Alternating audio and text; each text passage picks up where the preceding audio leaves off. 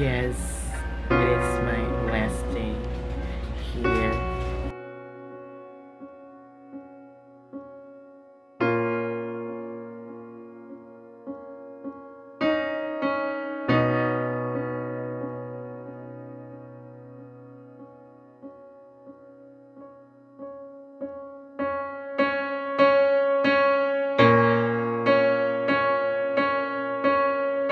Ito po yung manager namin, si Sir Onin po. Paalis na po siya. Bali, ito po siya. Take a look, take a look. Yun, so, thank you Sir Onin sa...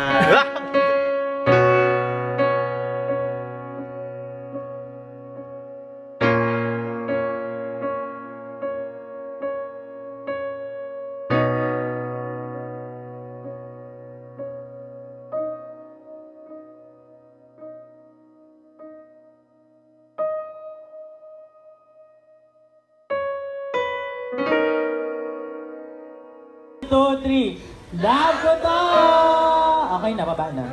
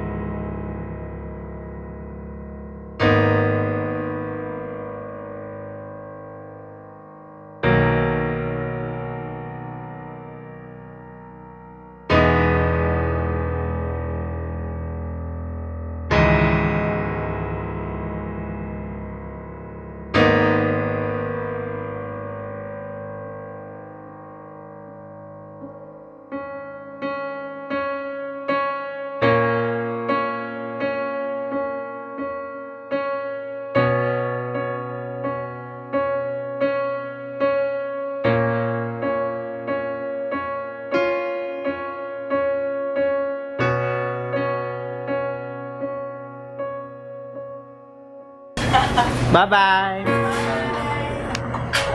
Alright? Bye!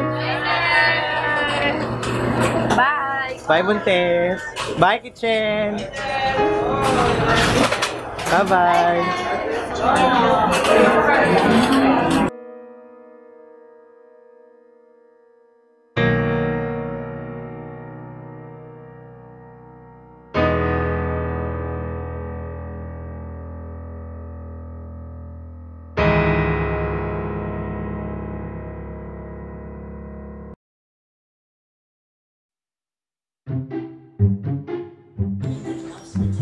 Bye, Be.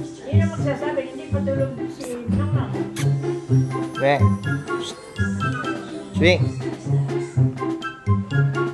Sarap mo gagawin mag-uwi. Swing.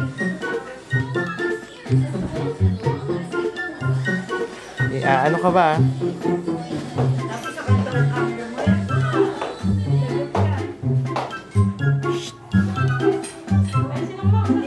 Hindi ano ba yan?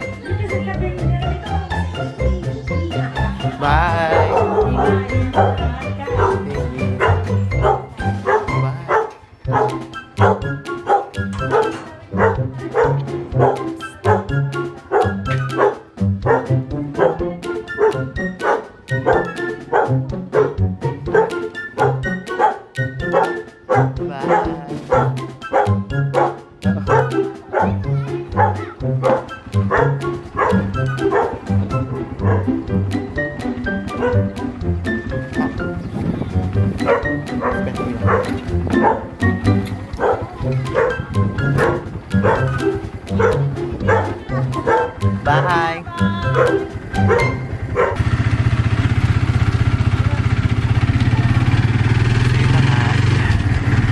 Pupunta na ako ngayon ng Genesis. Paluwas ng Manila. Kanina from GY Chef. Ngayon, punta na ako ng Genesis. Para bumiyahe na papuntang Manila. Kasi, most probably bukas or sa isang bukas na yung pasok ko. So, patayan.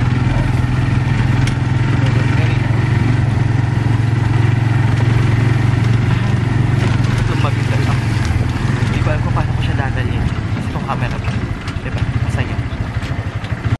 So, nasa bus na ako ngayon. And I really don't know what to feel right now. Hindi ko alam. Technically na naramdaman ko.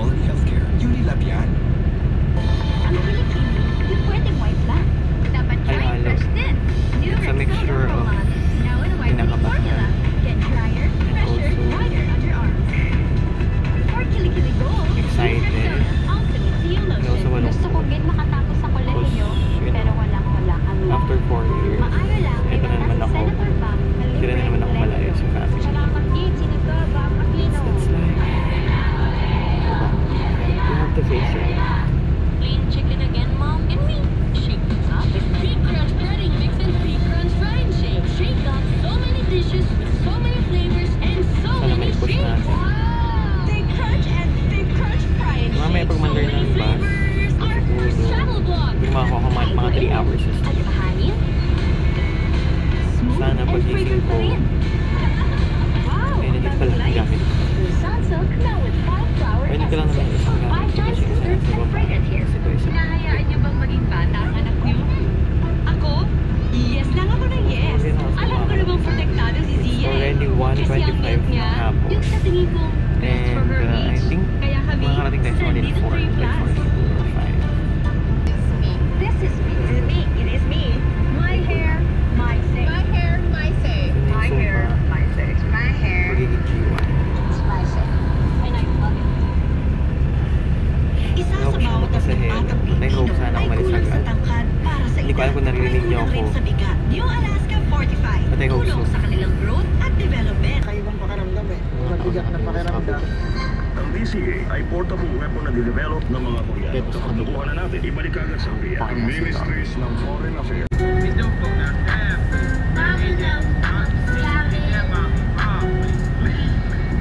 Kaya ko yun. Baka nagawa ka na ano na. Kaya ko yun eh. Kaya ko yun, madali lang. Oo, di ba? Kaya ko yun. Ako sure.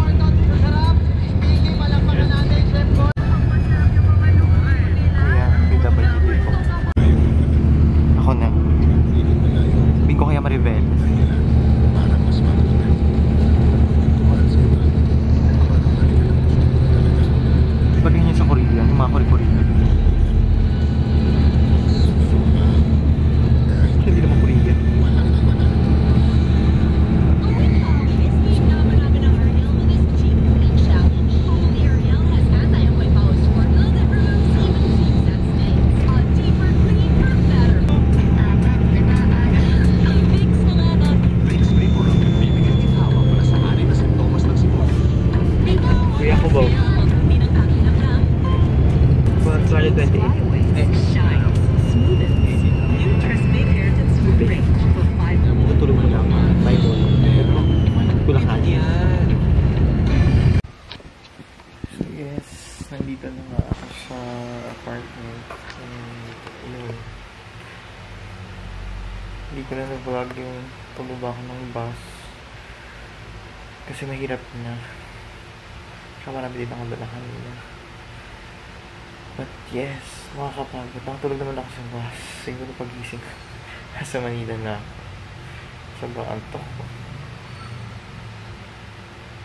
Tapos, yun. Dito na ako.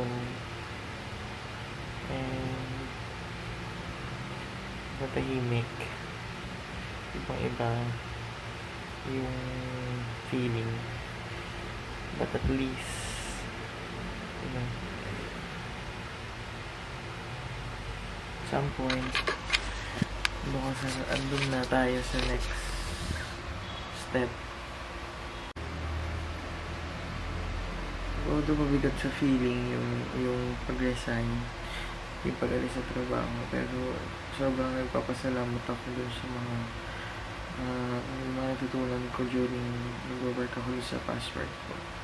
And I'm sure magagamit ko yun eventually din. So right now, I just need to take a rest muna. Please, para makabawi-bawi ng konti. And I hope to see you guys by tomorrow.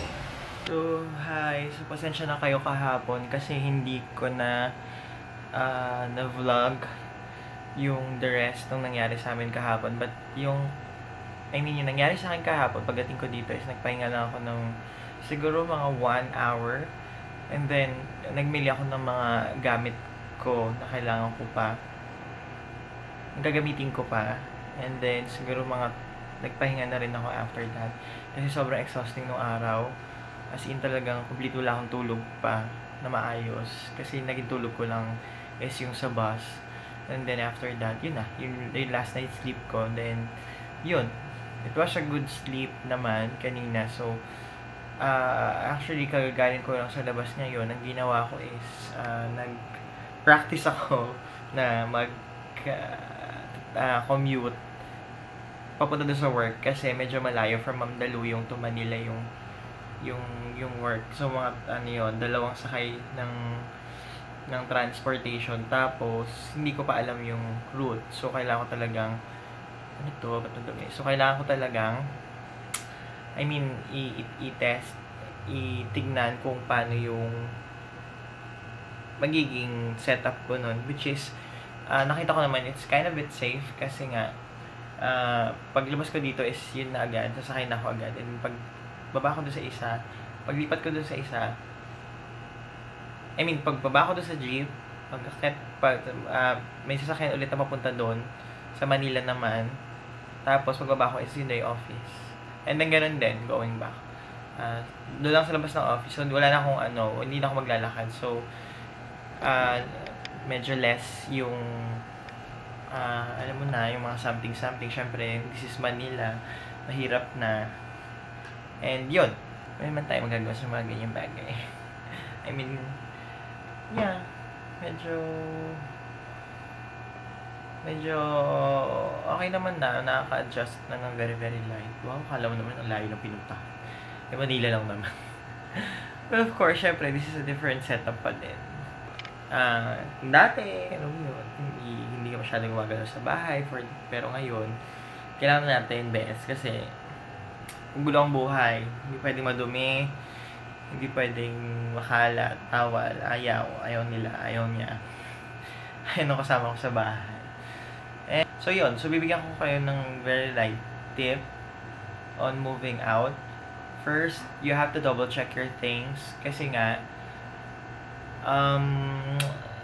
mahirap kasi yung naghahabol ka.